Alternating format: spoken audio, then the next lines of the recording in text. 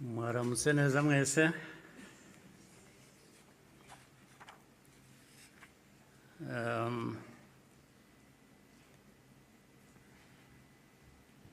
Ngira ngo mpere ku ngingo yo kuvuga ubuhamya Minisitiri Bizimana yatugejejeho.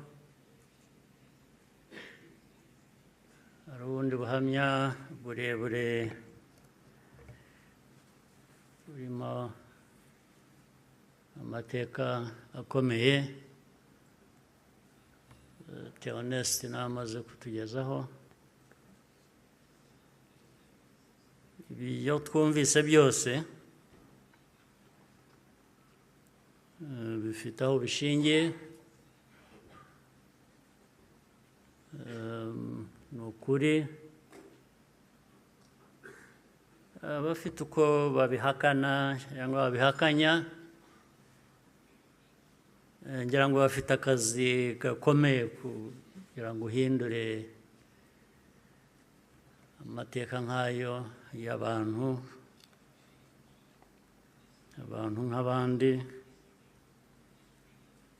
uyagire uko ushaka,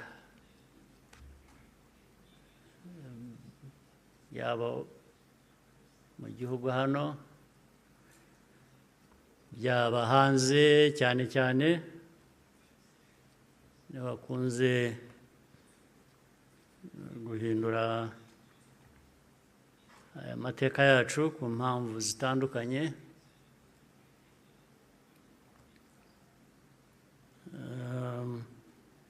Ibi rero ngira ngo bafite ibyo bazahangana nabyo kugira ngo abantu bahindure amateka nk'aya bayavuga ukundi.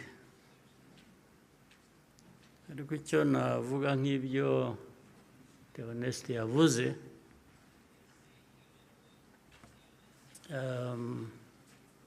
ibihe byo birahinduka, ibihe byarahindutse.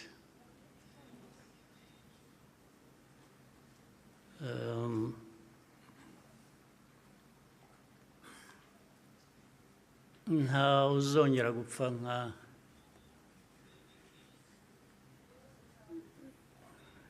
nk'uko Theoneste yabivugaga, n'abapfuye cyangwa nawe uko yapfuye. Buriya yarapfuye, kuba ariho ni nko kuzuka, ariko nta wakongera gupfa kuriya. Impamvu kandi mu zindi nyinshi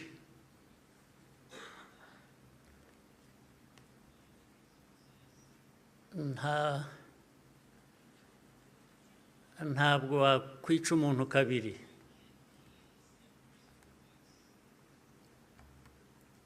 Ubigerageje azakwica mbere yo kumwica.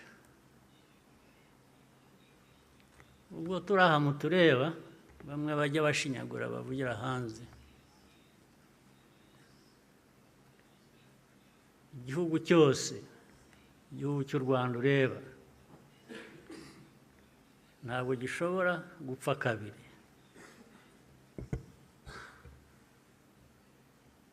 Mbere y'uko wakwica u Rwanda azakwica. Ntabwo wakwica abantu kabiri, ntibibaho. Tureba aha ntabwo twapfa kabiri.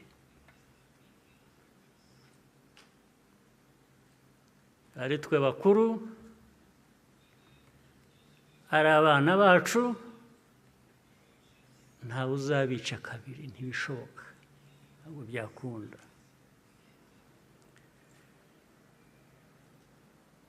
Tuzabaho nk'uko abantu bakwiriye kuba babaho, nk'uko abandi abo ari bo bose babaho, byanze bikunze. Ntawe twabisaba kubaho, ntawe.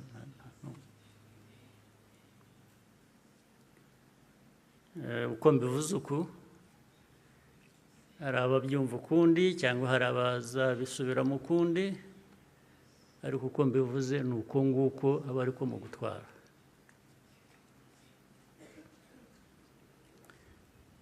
Ndabasaba rero ngo nkomeze ijambo ryanjye mu rurimi abashyitsi bamwe hano bumva batagombye kubasemurira, cyangwa se benshi cyane bari hanze bafitanye isano n'amateka yacu, harimo n'abo bayahindura bakayagira uko bashaka. Ndagira ngo mvuge mu rurimi bashobora kumva ntawe basemuriye. Muranyihanganira.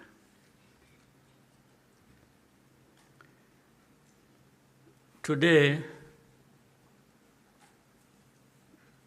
we gather again in remembrance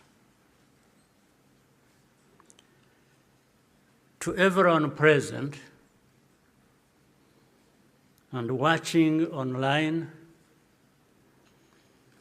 Thank you for joining us on this important day.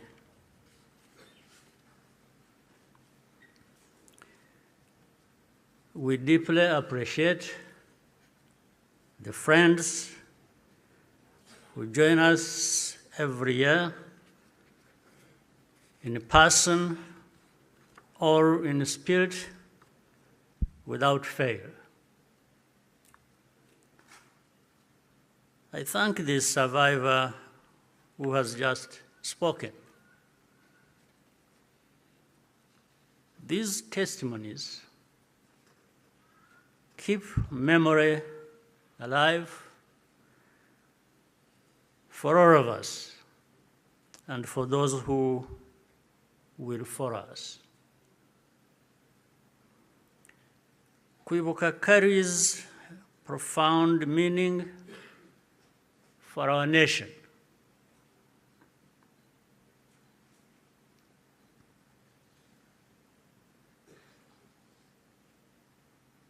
It is how we confront and overcome the divisions that nearly destroyed us. This day empowers us all. We draw on the strength of survivors who provide the reservoir of humanity that feeds our nation's soul.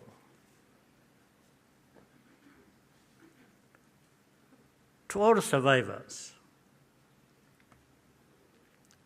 know that you are not alone.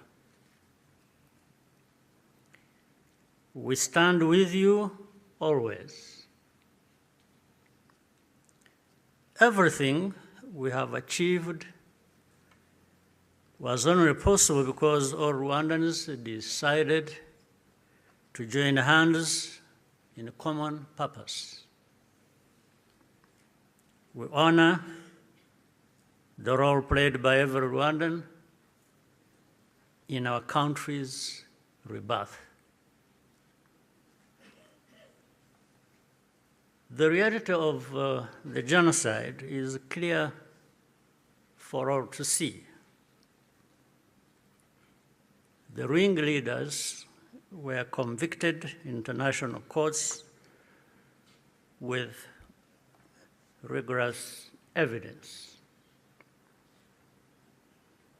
The Gacaca process documented the course of the genocide in every single village and neighborhood in Rwanda. Over 50 million handwritten pages were produced during the 10 years of Gacaca.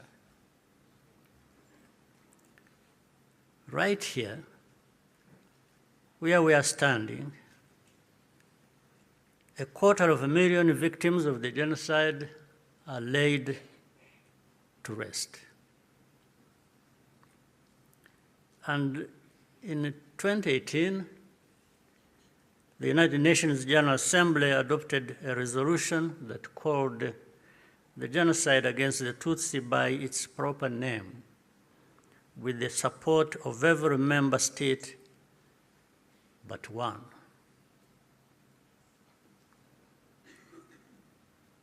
The truth is undeniable, and yet we still find people sowing doubt and twisting the facts up to today.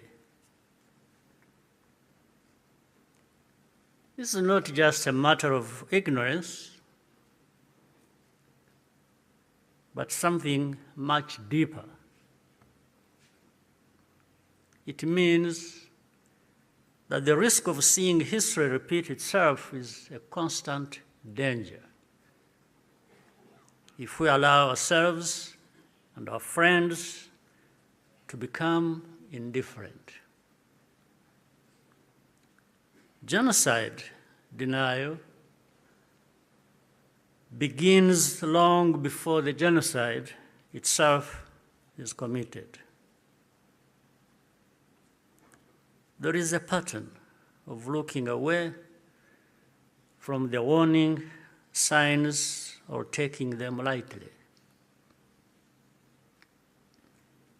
Hate speech turns into hate acts, dismissed as expressions of popular discontent. Behavior that should be immediately condemned is rationalized and minimized. The preparations are masked by narratives of popular grievance and fear. In the process, a moral equivalence is created between the targets of the genocide and the planners of it. All of these elements were present in our own story. There are some who pretend that the genocide against the Tutsi was a spontaneous event. That's not true. It was carefully prepared and carried out in plain sight.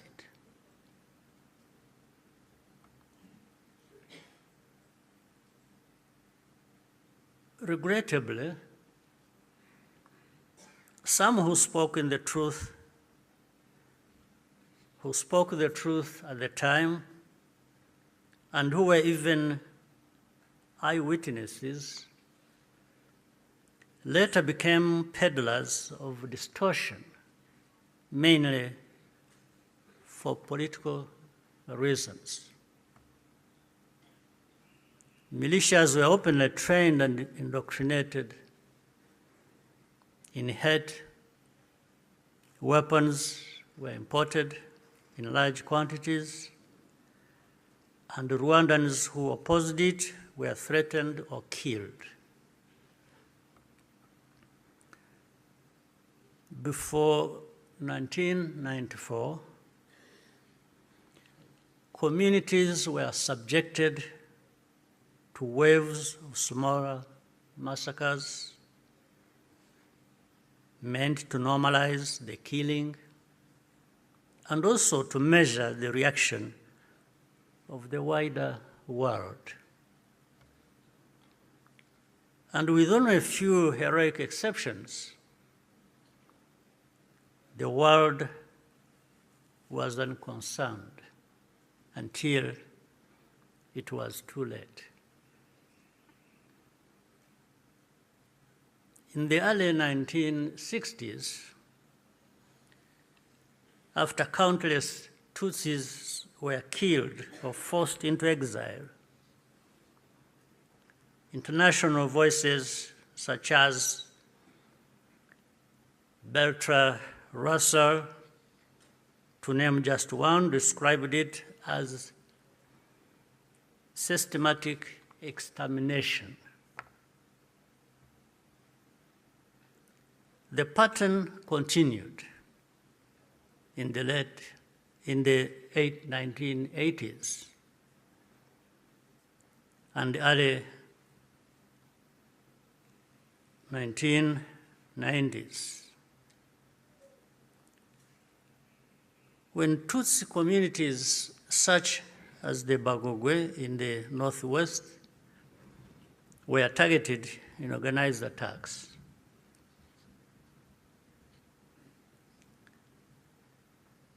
in 1993, a commission led by Jean Crabonnier investigated these atrocities. After documenting mass graves and the involvement of state authorities, they concluded that a genocide was being prepared. In the same year, the UN Special Rapporteur, Bakri Weli Ndiaye, warned that organized propaganda portraying the Tutsis as enemies was spreading openly, helping prepare the population for mass violence. In January 1994, the command of the United Nations mission in Rwanda sent a fax back to headquarters in New York with detailed intelligence that in Interahamwe were stockpiling weapons and compiling lists of Tutsis to be killed. He was then ordered to share the information with the very government which was preparing the genocide and to take no further action. And sadly, the reaction today is no different here in our region. And you can see it right before our eyes. When the genocide began, the nature of the crime was immediately obvious. All Tutsi were targeted because of their identity. Nowhere was safe, including churches and schools.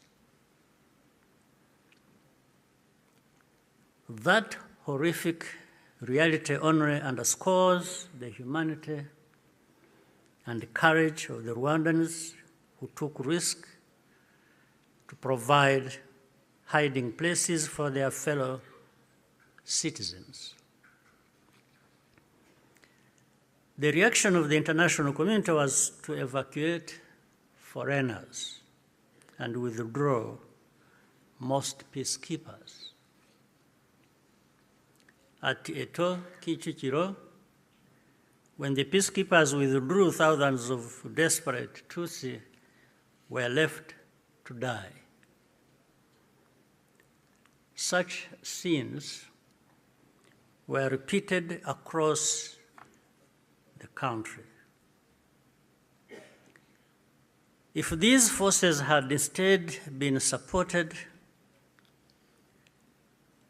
to protect Rwandans, the killers could have been deterred and many people would still be alive.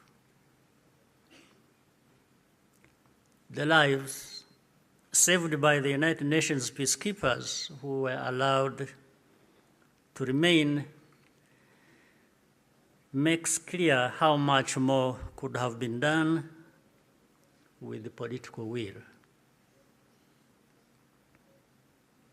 Even as the killings accelerated, the language used to describe what was happening itself became a matter of calculation. Genocide is defined in international law precisely to create an obligation to act. To witness such a crime and deliberately refuse to use the term is, in effect, genocide denial, perhaps even a form of aiding and abetting. The technology existed to disrupt the radio broadcasts that directed the killings. The planes capable of jamming those signals were available. Officials even calculated the hourly cost of the mission. In the end, the operation was deemed to be too expensive and potentially also a violation of Rwanda's sovereignty. So the cost was more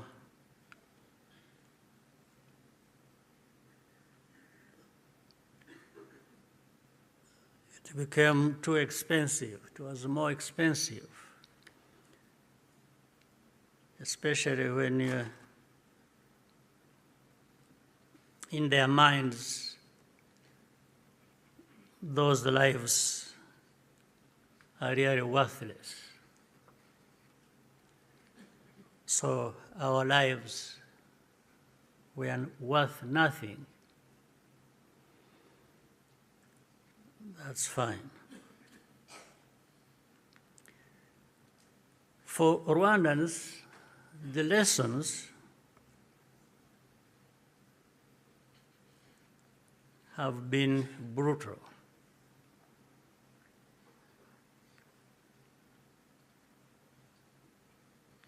And those lessons have not been forgotten. If our lives do not happen to align with someone else's interests, they are not worth saving. That's fine. And so it had to be the Rwandan Patriotic Army that led the campaign against the genocide and ended it. Our deepest source of grief was always that we could not arrive earlier. This is a simple truth of history, which many today still have reservations about acknowledging, for reasons we do not and maybe will never understand. The culture and character of today's Rwanda Defense Forces, RDF, was forged in those dramatic moments. It guides the conduct of our forces who serve abroad excuse me, in peace-building missions, earning universal respect. Indeed, no sanctions or insult from outside can ever tarnish the honor and integrity of Rwanda's defense and security forces, who are among the finest that can be found anywhere.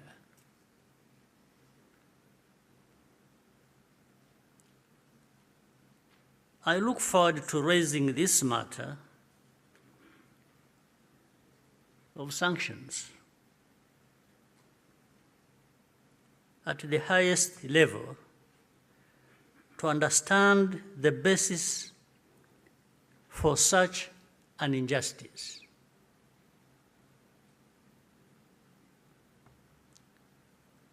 Rwandans understand the cost of tolerating extremism, and our central security principle is to put the protection of civilians first. After the genocide, Rwandans chose to rebuild our country together. With that came a promise to never let the politics of genocide take root ever again. I tell you, genocide cannot happen here again. It won't happen.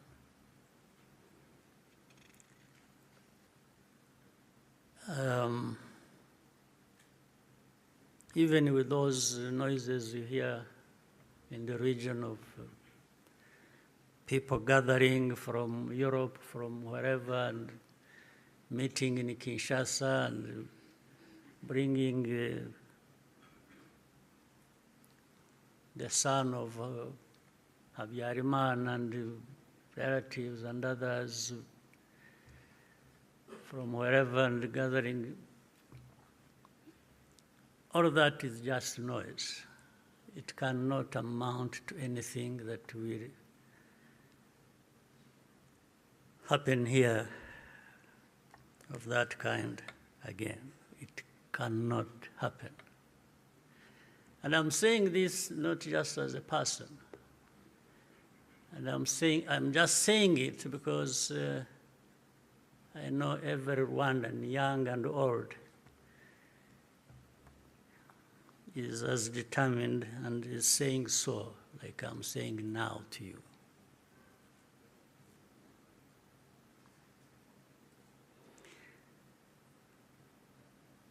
Along the way, Rwandans faced constant criticism and many attempts to twist our history. But the power we will always have is to use our minds to see the truth, and our voices to speak up when something is not right. You can never silence us in whatever form. We must be clear about the dangers that remain. When the genocidal government collapsed in July 1994, the soldiers and the militia fled across the border into DRC, forcing millions of civilians along with them. Inside the camps, they organized into what is now known as FDLR and launched a sustained cross-border insurgency against Rwanda, claiming tens of thousands more lives.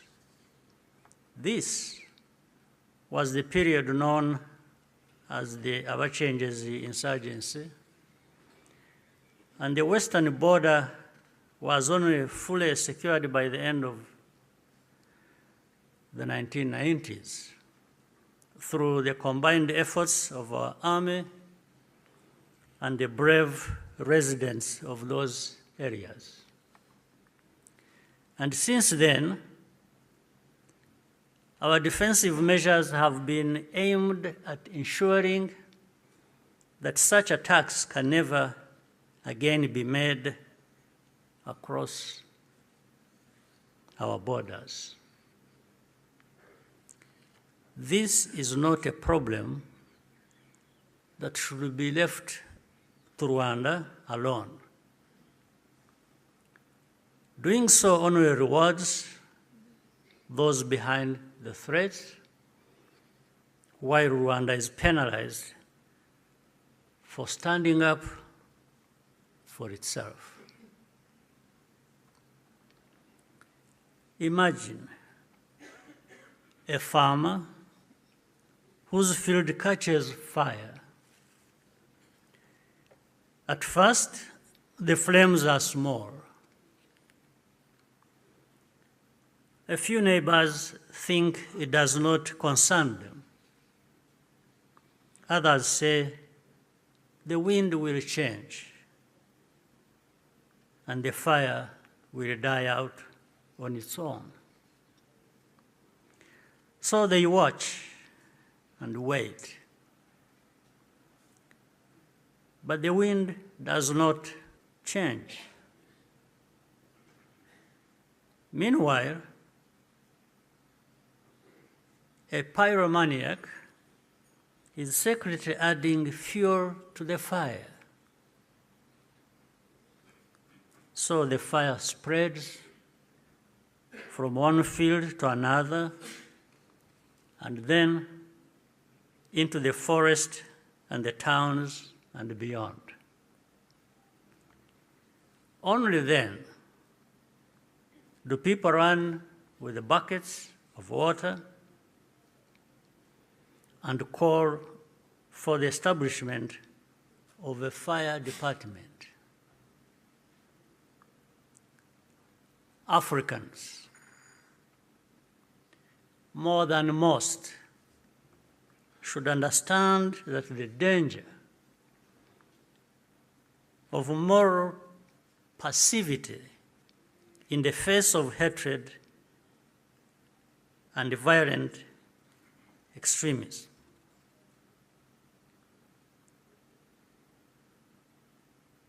We should understand that danger, especially in the face of hatred and violent extremism. Africans, more than most, we must be reminded by all this history. Today, our continent accounts for the majority of the world's active conflicts. In 1994, Africa's collective institutions also failed to respond. I say this because the call for African sovereignty, legitimate and necessary as it is, must also mean that African institutions act decisively when Africans are at risk. Bad actors must not be allowed to hide behind the principle of sovereignty, to evade responsibility for abuses or deny citizens their rights. We cannot afford to repeat the mistakes of the past. Genocide ideology is still spreading in our region. Left unchecked, it has the power to take us all backwards again. There are those who claim that Rwanda exaggerates,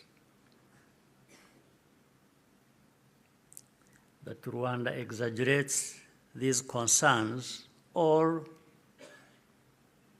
that we have ulterior motives. This is not only false, it exposes the deep cynicism that led to the tragedy we commemorate today.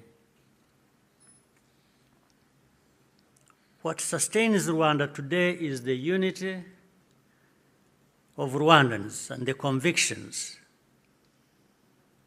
that, like all people, we have the right to live in safety and dignity and at peace with all our neighbors. What we ask is for partners to join with us to fight extremism, rather than punishing Rwanda for defending itself. We owe future generations of Rwandans more than survival.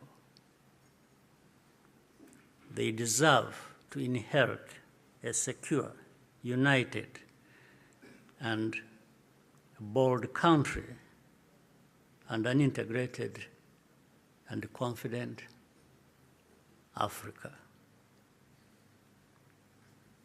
We invite you to stand with us in remembrance and also in action. I thank you for your patience and kind attention. Murakoze cyane.